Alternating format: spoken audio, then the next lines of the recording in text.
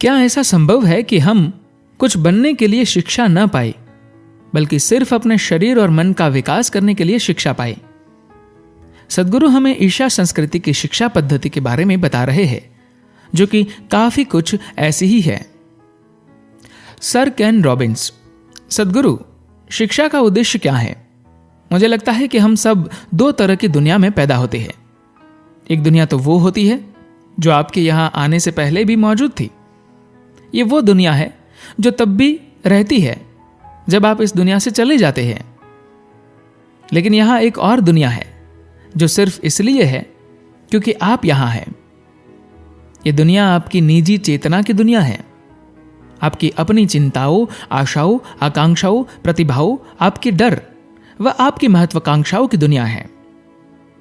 शिक्षा बाहरी दुनिया से संबंधित होती है, लेकिन बच्चे ज्यादातर जिन समस्याओं का सामना करते हैं वे उनकी भीतरी दुनिया से संबंधित होती है।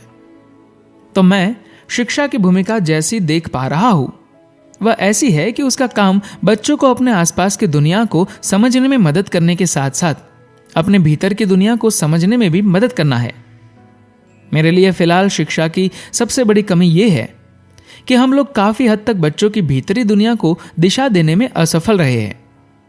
साथ ही हम उनकी संभावनाओं को जान पाने में असफल रहे हैं। सद्गुरु कहते हैं,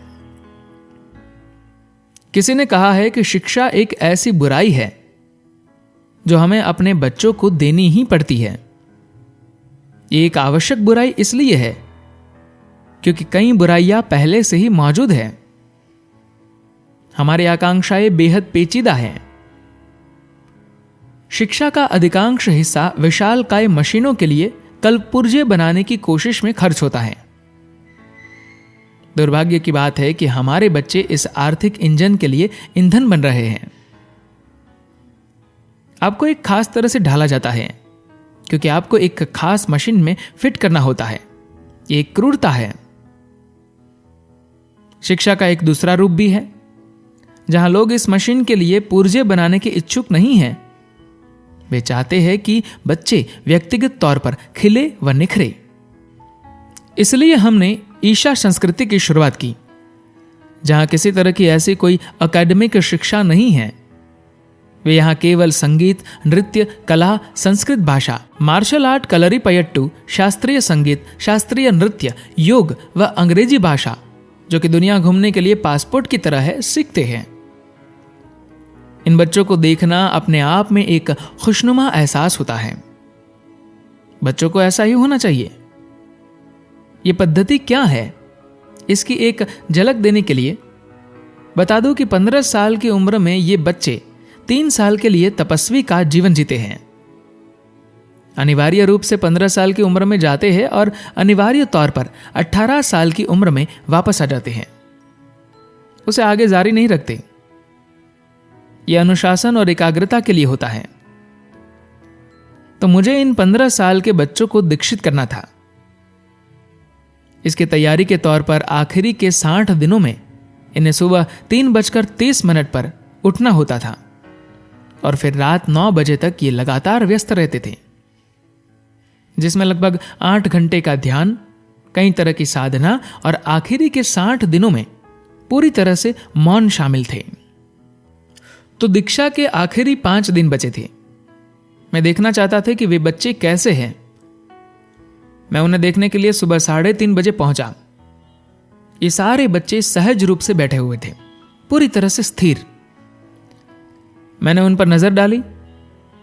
वे लोग वाकई दमक रहे थे। मैं वहां बैठ गया और मेरी आंखों से आंसू बहने लगा, क्योंकि मैंने अपनी पूरी जिंदगी में ऐसे बच्चे नहीं देखे थे।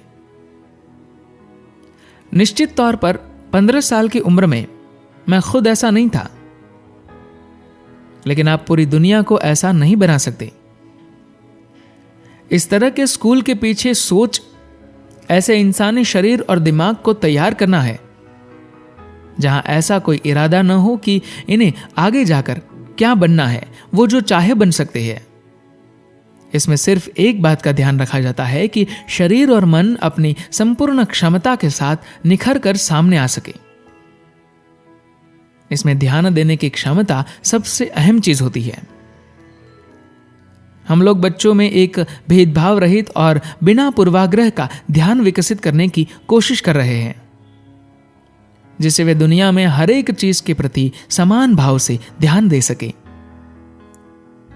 इस तरह की शिक्षा का यह बुनियादी तत्व है। अगर आप 6 साल की उम्र में यहां आएंगे तो 18 साल की उम्र में आप यहां से जा सकते हैं। मुझसे अक्सर अभिभावक पूछते हैं, बच्चे यहां से जाने के बाद क्या करेंगे? मेरा जवाब होता है, एक बात मैं आपको पूरे विश्वास के साथ कह सकता हूं कि यहां से जाते समय हम किसी तरह का कोई सर्टिफिकेट नहीं देंगे। उनकी प्रतिक्रिया होती है, यह क्या सद्गुरु?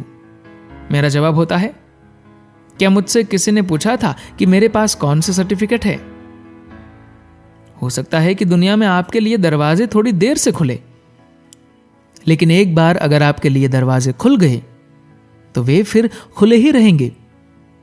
और ये दरवाजे आपकी शिक्षा की वजह से नहीं, बल्कि आपकी योग्यता की वजह से खुले रहेंगे।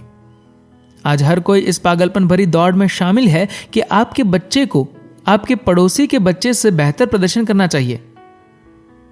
ये एक बीमारी है। धन्यवाद।